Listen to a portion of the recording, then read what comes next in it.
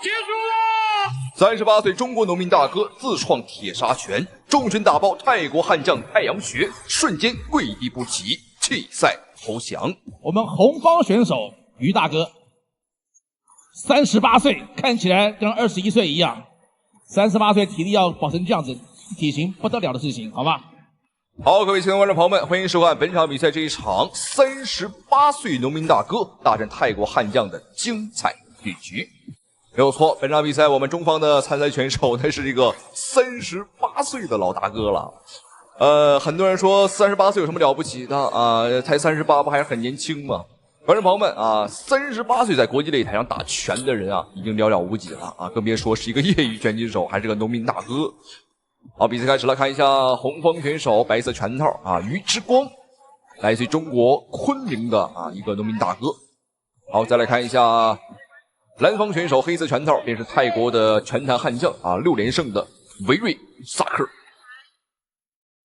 于之光，于大哥在国内的昆明百姓拳王大赛当中啊是获得冠军的，也参加过非常多比较小的拳击赛事。并不是说于大哥呀不想打这个大型比赛，只不过很多选手呢不敢和他打因为他是一个名气很小但实力非常强劲的选手。于大哥自创了铁砂拳，我们听说过铁砂掌，但是我相信很多观众朋友们听说过铁砂拳啊，他的拳头非常硬啊，据说老茧就有将近1公分的厚度。好，这里不要少说啊，对方的萨克也不简单了，6连胜。这场比赛举办地点在泰国曼谷。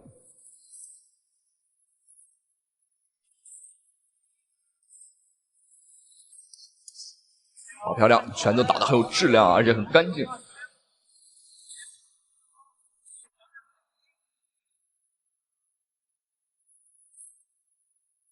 我们看大哥的摇闪也不错。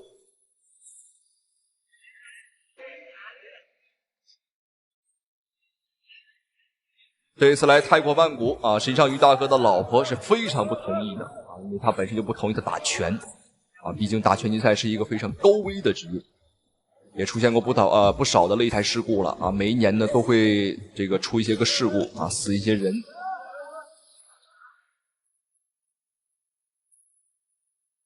好漂亮，前手平勾。我觉得这个泰国小将这个萨克呀，这个有些被打懵了。好漂亮，后手平勾。于大哥的拳啊，看着真的是非常带劲儿。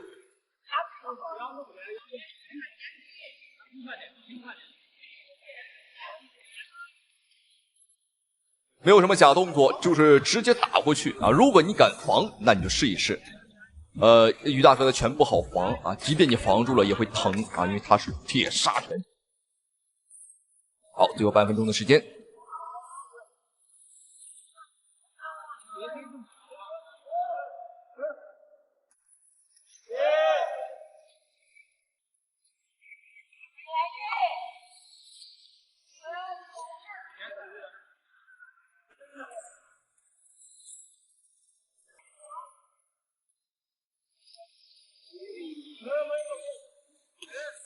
好漂亮，连续追击。我看于大哥的话，全程啊是一个追击的一个态势，而且大哥的防守也不错。好，观众朋友们，第一回合比赛结束，那把这个泰国小将6连胜的萨克，哎呦，打的感觉魂儿都快飞了。此前这个萨克表示说呢，这个对手太老了啊，没意思，我不想和他打。打赢了也没什么了不起的，这么老了啊，38岁。因为这个萨克啊，他才19岁，观众朋友们，这个差了多少岁啊？差了将近20岁啊！当对方的爸爸就绰绰有余了。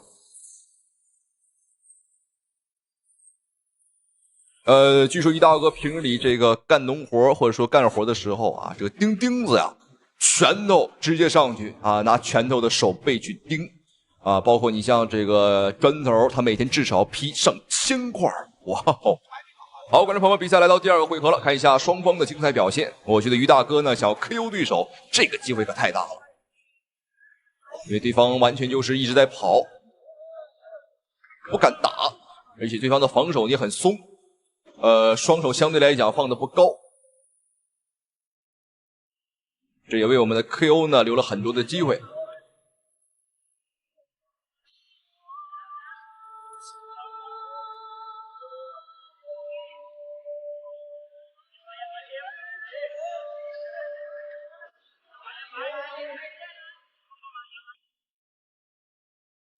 虽然说于大哥呢是没有接受过任何专业的训练，但是我们看于大哥今天的表现啊，他的爆架、摇闪、出拳啊都非常的专业，我觉得比一些这个职业拳击手打的还要好啊。好的，步步紧逼啊，对方走到哪儿我们跟到哪儿。哦，像一头野兽一样啊。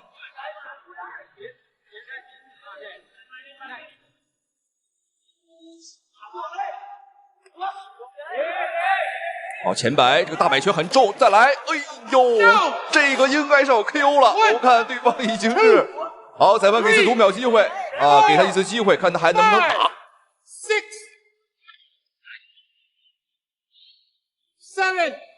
还能打，还能打，双手举高啊，还要继续。看来他还是很不想自己的六连胜局被终结。更何况还打一个38岁的一个男人了啊，所以说输掉比赛的确是很丢人的一件事情，但是也很正常，因为张之磊啊都40岁了。好，大摆拳，哎呦，这下应该是不行了，长跪不起啊，这应该是要弃赛投降了。好，非常的精彩，这场比赛没有想到会打得这么快啊！铁砂拳果然是名不虚传。好，我们要看一下这个精彩回放，于大哥是一个前手摆拳，这一拳打得非常的重。第二次 KO 的话是击斧，前摆后摆，哦呦，全是摆拳，太漂亮了啊！让我们恭喜这位来自于中国昆明的一位农民大哥于之光大哥为我们带来的精彩比赛。那同时非常感谢屏幕前您的收看与支持。好了，咱们下期视频再见。断头成功！断头成功！断头成功！断头成功！断头成功！比赛结束了！比赛结束了！比赛结束了！少林寺武僧在国际擂台大开杀戒，一招金蟒缠身将韩国冠军勒到吐血。对手为了保命，赶紧下跪求饶。我挑战谁，谁都害怕，想打我，看我的拳头。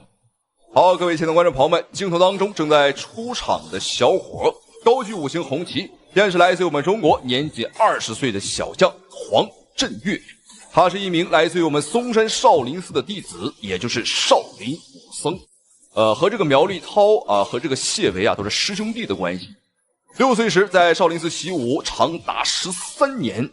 所以说呢，他是有童子功的，而且他的功力非常的深厚。上一场比赛更是在韩国擂台将韩国冠军勒到七窍喷血，观众朋友们那是相当之惨了。然而这场比赛，黄振岳的对手不再是一个韩国人，而是一个小日本子啊！看到这个韩国人受欺负了，小日本子坐不住，赶紧是跳了出来。没有错，本场比赛黄振岳的对手就是眼前的这个矮冬瓜，个子小小的，胳膊腿都短短的小鼻子小眼睛，非常符合小日本子的特点。他就是日本选手盐田祈福。观众朋友们，别看这个盐田祈福哪哪都小，但是这个家伙的身份可不小，他是日本天皇的贴身保镖之一。那我相信有些观众朋友们肯定非常想问了，对方这么矮，这怎么能做这个天皇的保镖呢？观众朋友们，因为这个日本天皇长得也很矮，所以说你想做天皇的保镖，要求只有一个，那就是不高。没有错，就是不高你长得矮就行。因为你长得太高太显眼，我抢了日本天皇小子的这个气势。好，比赛开始了，看一下黑色战袍中锋选手黄振岳，白色裤衩日本的天皇贴身保镖盐田祈福。둘 다 사우스포입니다. 예.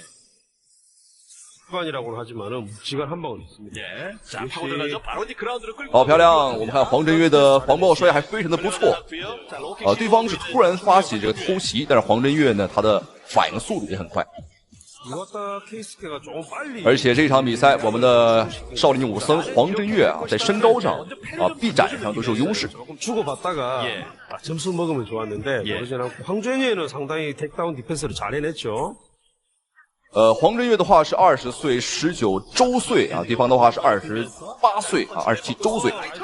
지금 정타로 들어갔어요. 넘어갑니다. 바로 이제 그라운드로 갑니다. 하지만 포지션이 바뀌고요. 황준희도 만만치가 않네요. 好，小心这个小日本子！哎呦，这个小日本子，别看长得矮，哎呦，这个家伙的劲儿还不小，哎呦，很适合这个扛水泥，这个干脆来我们中国当立功扛水泥算了。好，我们注意看黄振岳现在是一个上身位的优势位， 움직임이 유연한 지금은 반칙입니다. 다점에서 니킥이 들어가기 때문에 반칙이고 신승열 레프로 감점을 이어져야 되는데 치명타는 아니었기 때문에 넘어갑니다. 자, 다시 왼 다리를 지금 싸잡히고 마는 好，当然我们看这个日本选手啊，哎呦，死缠烂打，哎呦，这个家伙真是烦人的很。 것도 나쁘진 않은데 백 내주면 정말 재미가 없어요. 하지만 일어납니다, 황준희. 굉장히 좀 대처를 좀 잘하고 있어요. 몸이 움직임이 哎，这个位置要小心了，对方是有个锁技在。 기술이라기보다는 스파링을 많이 한 거예요. 그렇군요. 점점 이와타 케이스키는 힘이 빠질 텐데요. 예. 1라운드 지금 2분 정도 흘러가고 있는데 계속 그라운드를 지금 끌고 가려고 하는 이와타입니다. 이와타가 드디어 实际上这场比赛黄振岳的地面处理啊已经非常不错了，而且他的防爆摔呢做的也是非常的及时。只不过这个日本选手呢，他的偷袭啊真的是炉火纯青啊，非常符合小日本子的性格。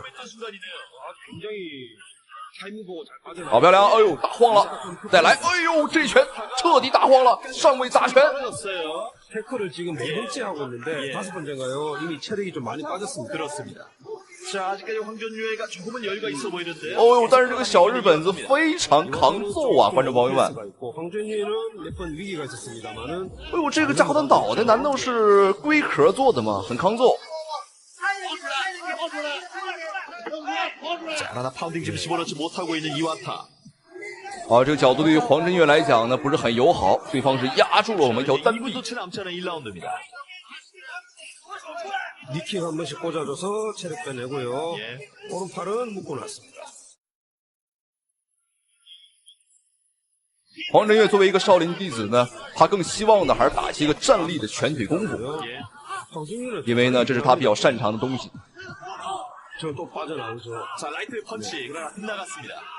이와타는 지금부터 조금 체력 수술이는 것이 낫고 황준유는 점수를 哎呦，对方这完全就是王八拳，观众朋友这是乱伦啊，不是乱打。 돌아가고 있는데요. 좀 위험 부담이 커 보이는데요. 좀 분명히 위험 부담이 있죠. 예. 카운터라든지. 아, 지금은 오히려 백 자, 내주는데요. 백으로 그러나 한 바퀴를 다시 예, 돌아서고 있는 이와타에게 황준유. 백은 안 자, 좋습니다. 끌어당깁니다만은 여의치는 않습니다. 이와타가 차분하게 황준유가 이쯤 되면 뒤돌립니다. 네.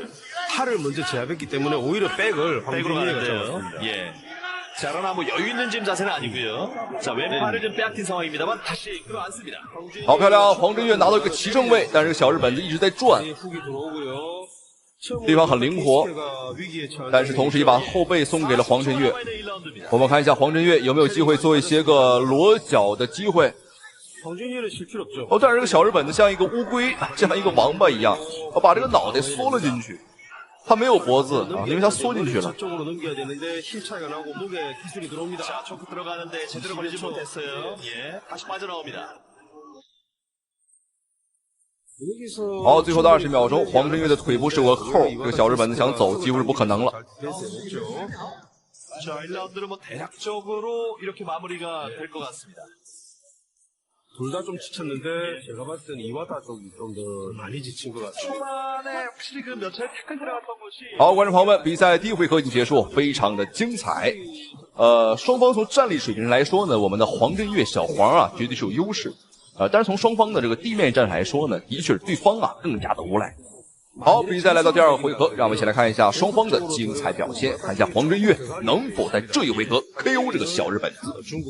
我觉得还是有机会，但当然啊，战力上是有机会，地面战上，这个就难度了，因为这个小日本子啊，他非常擅长打这个地面，他胳膊短啊，胳膊腿都短啊，就打起地面战士的时候呢是比较好发挥的。好，我们仔细来看一下黑色短裤中方选手黄振岳，少林武僧。白色短裤日本选手，日本首相的贴身保镖盐田祈福，哎，打晃了，哎呦，这怎么不压上去呢？黄振岳这个有些犹豫了。 아닙니다만 약간 휘청거렸던 이와타입니다. 다시 한번 그라운드 시도하고 있습니다. 쓰러뜨립니다. 好，对方又来了，又把他无赖的一面使了出来。而黄振岳刚刚啊，真应该压上去， 전에 사타 선수들은 그라운드 약했는데 还是有些忌惮啊，不太想和对方呢打这个地面。 굉장히 많은 또 주짓수도 하기 때문에 그라운드 플레이가 나쁘진 않아요. 好漂亮，又一次，哎呦，黄振岳还是不压上去，这个打晃对手没什么意义啊。 킥이 상당히 좋은 선수라고 지금 还是求稳啊，小伙子的心态啊和他的这个战术还是非常稳。 뛰는 것 때문에 그런 것 같아요. 이런 식으로 다리 잡힌다라고 생각해서 그랬는데 이럴 때는 멀리서 好，能感觉到这个日本选手盐田祈福啊，他现在绝对是没劲儿了， 지금은 황준희의 因为他的突进速度啊和他的抱摔速度都非常的慢。 다시 넘어지네요. 다시 한 바퀴를 돌아서고 있는 이와타. 虽然说我们看日本选手拿到了一个上身位，但这个时候他呀已经非常累了，也做不了什么事情。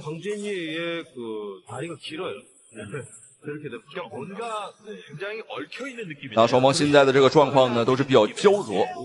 黄振岳啊，我们中方选手不想打地面，对方不想打站立，那两个人就尴尬到这儿了啊！有机会，哎呦，这个断头台差一点点。 분명히 지금 그라운드에서도 어떤 그 신장으로 인한 차이가 느껴지는 지금 상황이네요. 자, 일단 다시 일어섰고요.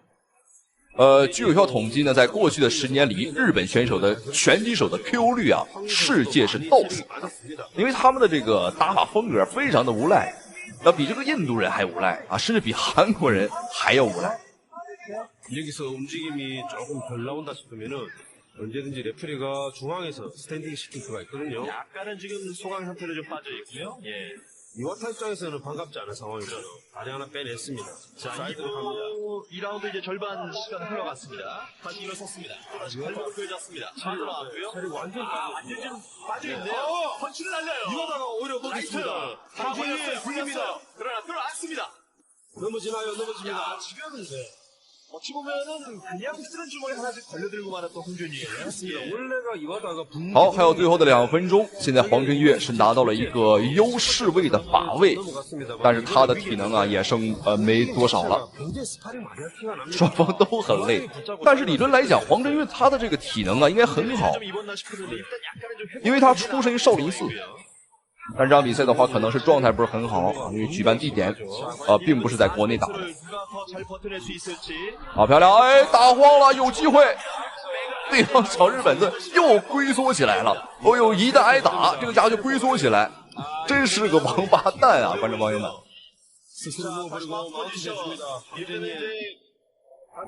还有1分半的时间，黄振岳想要 KO 对手的话，这个时间啊还是非常充足的。好的，连续的砸拳。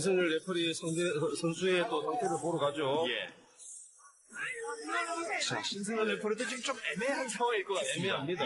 지금 황진혁이가 조금만 더 공격적으로 나오면 哎呦，这怎么没？哎呦，怎么又反抗了呢？这个日本选手。好，裁判终止了比赛，赶紧掐人中，赶紧掐人中。这个日本选手没有反抗了。 好，观众朋友们，本场比赛让我们恭喜少林寺弟子黄振岳获得了比赛的胜利啊！把这个日本选手这是打死了吗？不管怎么说呀，看到日本选手这个躺在地上不动了，那我这个就放心了啊！我相信屏幕前的您也就放心了。好，让我们恭喜少林寺的弟子黄振岳获得了比赛的胜利，同时也非常感谢屏幕前啊您的收看支持。好了，咱们下期视频再见。哦，飞机正中了，正中面门，对。 好，击鼓，准，对，看准，看准，有机会，有机会，再来，再来。曾2次 KO 武僧一龙，自认为在华无敌，却惨遭酷刑者骨灰爆锤，输掉比赛。好的，亲爱的观众朋友们，您现在看到的是一场非常精彩的中日对局，我们的酷刑者骨灰大战日本拳王长岛雄一郎。您现在看到的就是长岛雄一郎。哎呀，这个在擂台上是相当的兴奋啊！而现在出场的就是我们的中国拳王顾辉啊，实力特别的强劲，绰号酷刑者，打法是异常凶悍。目前也是有着自己的训练营，朋友们，大白鲨格斗训练营，这个为我国的格斗事业啊，也是做出了许多的贡献，可以说是一位非常厉害的格斗选手。那么他的对手，朋友们，长岛雄一郎刚才已经说过了，日本的搏击王者格斗冠军，柔道、拳接触、空手道、日本拳法样样精通，非常的厉害。那么这场比赛结局究竟如何？朋友们，第一回合比赛正式开始。好的，红方选手我们的酷刑者顾辉，蓝方选手日本搏击王者长岛雄一郎。可以看到啊，双方的进攻欲望不是很强。比赛的重头戏开打了，4人赛，16强，顾辉、长岛雄一郎。对，这也是诸神之战第13组的。我们的顾辉啊，亦步亦趋，逐渐接近长岛雄一郎，漂亮！这一系列组合进攻打得长岛雄一郎是猝不及防。那么这个长岛雄一郎啊，他是蝉联了2届的世界冠军，击败过无数的强敌，最终登顶是世界8强。就这么一位强者啊，观众朋友们酷爱 cosplay 啊，在擂台上以搞怪出名，经常是能看见。哎呦，我们可以看到我们的顾辉啊，下手非常的狠，难怪是叫酷刑者。过手，包括也跟徐岩交过手，当时徐岩是用很快的速度就 KO 了他。这次不知道顾辉能不能把握住机会啊？是的，因为顾辉从上一次临阵来挑选来，他来跟克劳斯对阵，表现得非常的完美，对，战胜了克劳斯。那场比赛让顾辉啊成为 K1 终结者，对，终结了 K1 初代王者克劳斯。其实长岛雄一郎也可以代表 K1，他在 K1 也征战了几场比赛。是的，也对阵了很多的日本的他们自己本土的名将。顾辉这个后，目前来看的话，长岛雄一郎的状态很不错，但是顾辉啊，哎呦，这个进攻速度太快了，漂亮，直接将这个长岛雄一郎击倒在地。不过这个长岛雄一郎这个反应啊，差点意思，防守做的也不是很到位。好的，比赛继续。这种节奏迷惑啊，他在很多次比赛当中都是以这种看似散漫的打法，然后忽然出一个前手的冷拳，很重。但是呢，这时候顾辉呢也是，顾辉今天状态也很松弛啊。而且长岛其实平时的体重啊，在78、80的样子，这次是打70。顾辉呢平时的体重就是72左右。对。比赛离第一回合结束还有50秒左右，我们的顾辉节奏把得非常好啊。可以看到长岛雄一郎是一直在跟着我们顾辉的这个节奏在打，所以难免有一些束手束脚。开走 ，OK，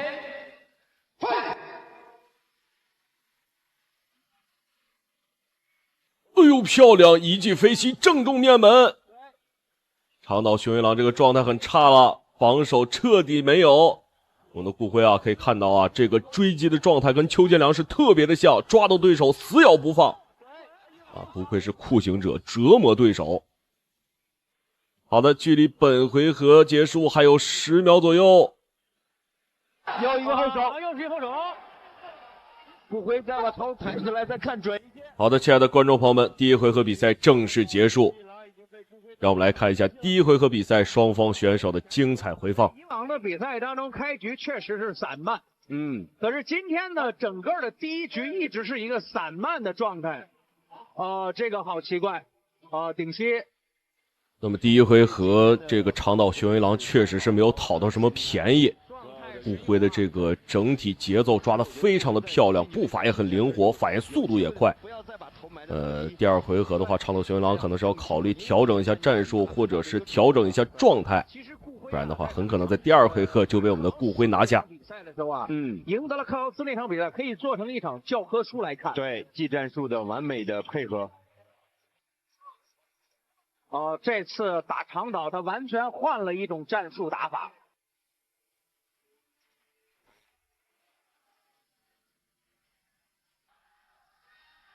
蓝方长岛雄一郎。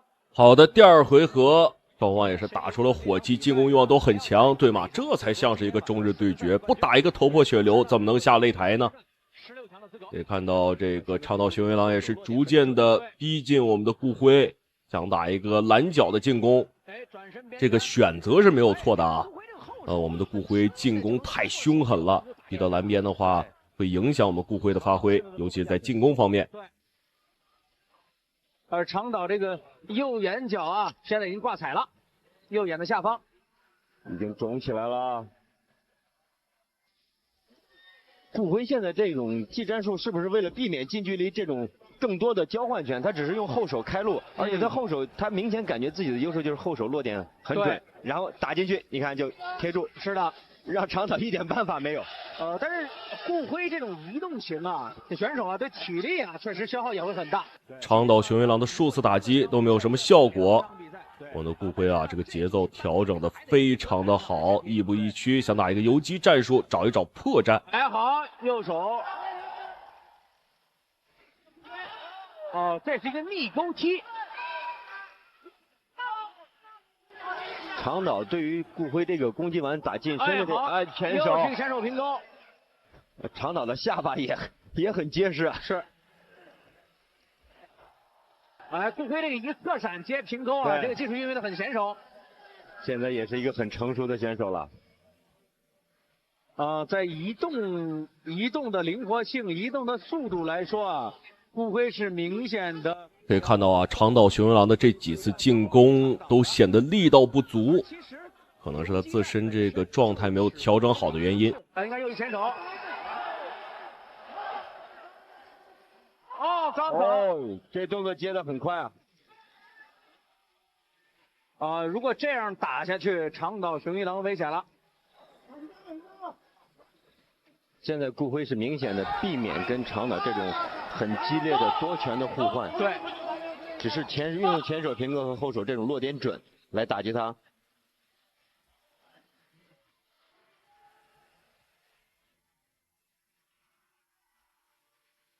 你看啊，这个我们的顾辉也开始试图加重对长岛雄一郎的进攻。长岛雄一郎也是有一些招架不住了，距离本回合结束还有15秒钟。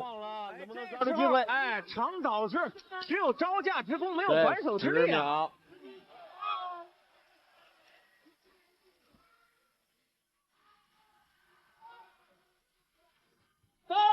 第二局结束。好的，亲爱的观众朋友们，第二回合比赛正式结束。这个长岛雄一郎也是直摇头啊，找不到什么破绽，没有太好的突入点。让我们来看一下第二回合双方选手的精彩回放。是打阵地战，又能够移动起来。这次呢，顾辉选择的是第一回合打一些相对阵地式的。那么在第二回合，长岛雄一郎打入的机会其实不多。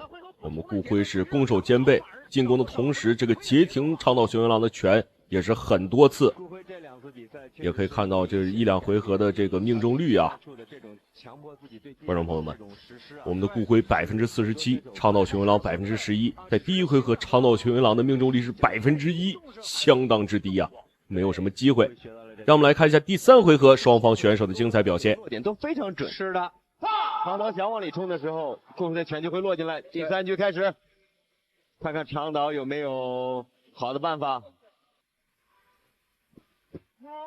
后手直接开路，很重啊那一下。哎呦，下盘不稳，这一记推搡非常的漂亮。那么面对这种飞膝，如果反应够快的话，这确实是一个好办法。我们的顾辉状态很轻松啊。长岛今天啊，依旧保持了自己这种看起来节奏很奇怪的一种打法，确实节奏很奇怪，很少见到这样的。对。但是呢，这个顾辉这个迅速的移动，尤其是左右变线这个移动啊，让长岛很难摸得着顾辉的节奏。对，而且我觉得今天长岛呀，没有把他的拳只是单个的一个两个的这样在打，没有把他组合拳打出来，可能是受顾辉的节奏影响，因为他打不出来。对，好的，重摆一波对拼，注意一下不要打后脑。我们的顾辉开始疯狂压缩长岛雄一郎的生存空间。长岛雄一郎打得太别劲了，可以看到脸都已经被打肿了。这时候长岛脸已经开口很严重了，血流满面了。对，因为现在的血是出的最多的时候，血是不能流到眼睛里面。其实我们要注意啊，在第三回合的时候，顾辉还是在游动中做打击，对，并不是压着对手做打击。对，你看顾辉是如何执行这个比赛的？比赛已经开始。顾辉是想抓住机会啊。对，顾辉也是加快了自己的进攻节奏。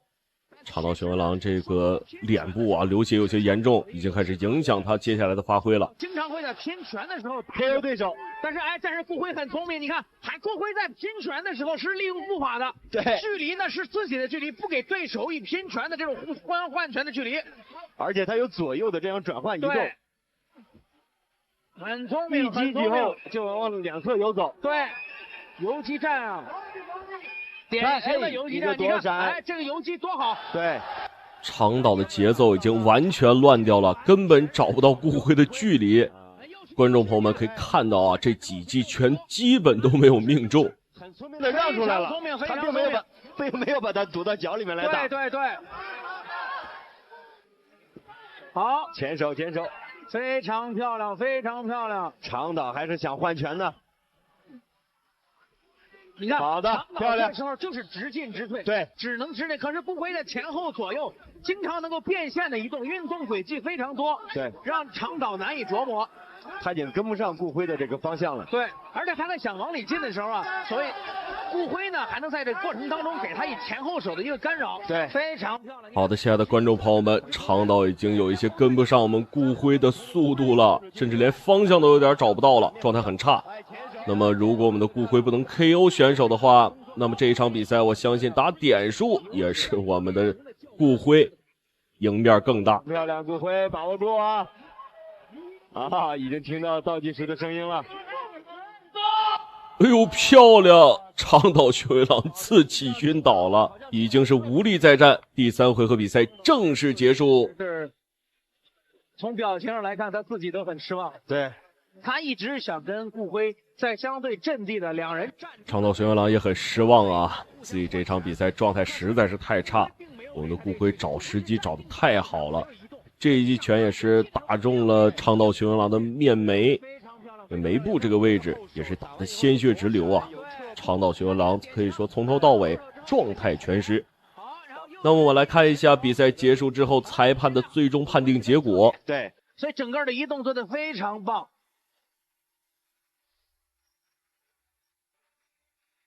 非常漂亮的一场比赛啊，技战术含量非常的高。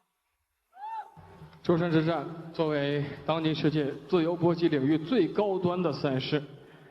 我们的小组赛由5位裁判共同来裁定，本场比赛5位裁判一致裁定30比27，比赛结果红方胜。好的，非常的漂亮，让我们恭喜顾辉获得本场比赛的胜利。那么亲爱的观众朋友们，感谢您的收看与支持，让我们下期节目不见不散。哎呦，效果拉开距离，这证明说的还是不能轻视对手。比死神方便还要猛的中国散打巨人，仅用2拳秒杀世界冠军，彻底看傻武僧一龙。让我们掌声请出来自中国的曹路健。好，各位亲爱的观众朋友们，欢迎收看本场比赛这一场中国大战新西兰的精彩对局。好，视频当中正在出场的小伙子就是比死神方便还要猛的中国散打巨人。上战绩50胜6负，其中包括26次 KO 的山东散打悍将曹鲁健，而且曾经还连续8年获得过山东省散打锦标赛的冠军，实力是非常的强劲。可以说和他交手的老外观众朋友们啊，基本上非死即残。让我们掌声请出来自新西兰的丹尼尔·杰梅。好，观众朋友们，那接下来正在出场的便是80公斤级别新西兰的王者丹尼尔·杰梅。这个家伙的作战经验可谓是非常的丰富啊！上战绩是打了108场比赛，78胜30负，而且他才33岁啊，正是当打之年。而且观众朋友们，这个家伙呢是非常的有钱啊，因为在每一场比赛开始之前啊，他都会和我们中国选手赌上全部的出场费。这次来中国已经是拿下了8连胜啊，8连胜的话是赢得了双份的出场费。这个家伙表示说呢，什么时候啊攒够1个亿啊再回国啊，因为中国人太好打了啊，钱也很好赚。好，很猖獗，但是本场比赛观众朋友们啊，他挑错了对手，因为曹鲁健也很有个性啊，和他赌上的不只是出场费，是全部的身家性命。也就是说，本场比赛赢者可以财产翻倍啊，那么输者将倾家荡产。好，比赛开始了，废话少说，红方选手曹鲁健啊，一身红色的衣服；蓝方选手蓝色裤衩，便是丹尼尔梅杰。很明显啊，曹鲁健要比对方高上很多。对方的这个身高呢是1.85米，我们比对方还要高上半头多。这应该快1.9米了啊，1.89米88左右，这可以说很高了。这场比赛一定要注意看，因为双方呢都是有 KO 能力。比赛开始，这个丹尼尔略显着急，而曹鲁健却是很稳啊。而且呢，他那个视野啊和思路也比较的清晰。毕竟是今天的王者之战嘛。虽然对方啊，我看到实在是给了强大的压力，可是我们这中国选手年轻小将，他在比赛确实打的还是步步为营啊，稳扎稳打。没有错。本次5战世界功夫争霸赛也是级别非常高的一个比赛，所有的选手世界排名包括交叉拳法，对我们在国家队的选手成绩都是非常的优秀。我觉得王者之战这一场上来，双方选手都没有太多的去试探对手。好，我们看比赛第一回合已经过去了一半的时间。曹鲁健整体看起来打的还是很犀利的啊，因为他身高更高啊，臂展更长，所以说整体的静态身体天赋啊，我们还是有优势。但是我们看这个丹尼尔有点慌了。这场比赛我觉得都会很慌，因为这个全部身家性命都赌上了。据说是财产啊，但是老婆孩子算不算的就不清楚了。第一场也曾经参加获得了胜利，这一次参加的是王者之战。漂亮，还有一个全卡的变现，机会来了，非常主动的一次。从常看啊，对方的这次重击啊，确实对他还造成了威胁。没错，相信对方的信心上也会受到一定的影响。不过双方选手都是非常有经验，来自新西兰的丹尼尔·杰梅，他的战绩也是78胜30负9次 KO 对手。但是我们看到呢，作为这个新西兰选手啊，他确实他的功力非常的强悍，但是呢，他有一个毛病，就是他这个动作啊预兆比较大，大开大合。我们看第一回合马上要结束了，这个丹尼尔略显着急。他呢，你看打不进来，曹鲁健不仅是撤得快啊，距离把控精准，而且你看他的主动进攻，包括反手反击。这场比赛可以说是一场双方实力水平上，我觉得曹鲁健啊应该是要比对方好很多。好，下劈腿。好的，观众朋友们，比赛第一回合结束，精不精彩，好不好看啊？如果您觉得精彩呢，对着屏幕怼鼓两下子啊，为我们中国选手呢加油打气。第一回合整体看下来，曹鲁健的优势啊还是蛮大的，我觉得双方应该是6-4开。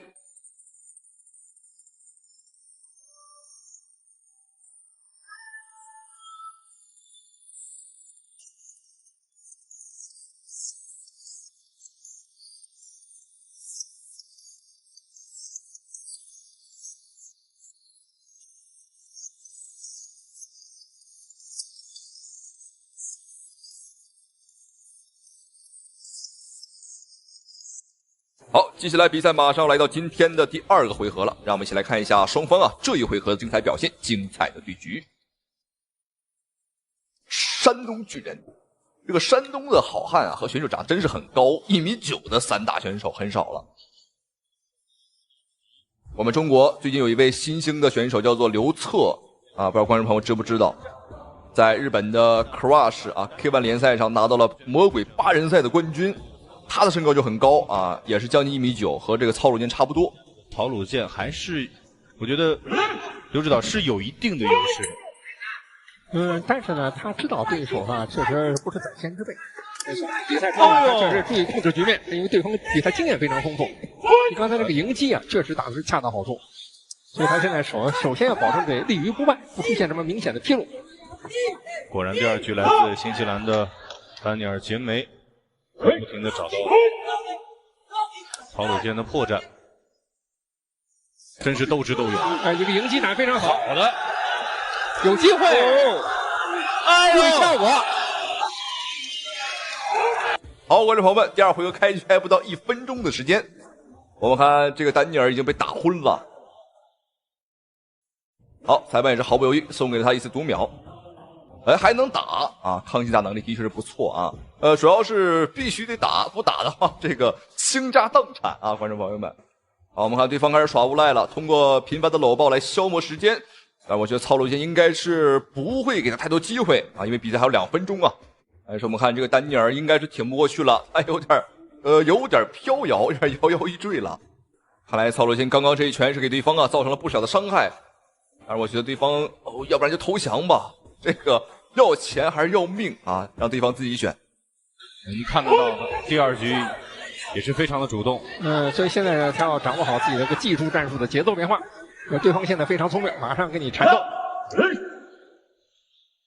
这个时候如果聪明一点的话呢，打游斗，打游击战，拉开。对，拉开距离，拉开这个角度。就像您说的，还是不能轻视对手。在这个技战术方面呢，要恰当的根据自己的特点来掌握战术变化。好，我们现场的观众，好，各位观众朋友们，结束了，裁判，挥手结束了比赛。这个我们没有想到会这么快。果然在钱和生命之间啊，对方丹尼尔选择了这个后者啊，选择了生命啊。毕竟在我们中国有句俗话说得好啊，留得青山在，不怕没柴烧啊。这场比赛打得的确是很精彩，非常的给力。曹洛坚不仅是终结了对方的8连胜，而且呢，赢得了对方的全部财产啊。在中国他吃了多少，我们会让他全部吐出来。好，恭喜曹洛坚。那同时非常感谢屏幕前您的收看与支持。好了，咱们下期视频再见。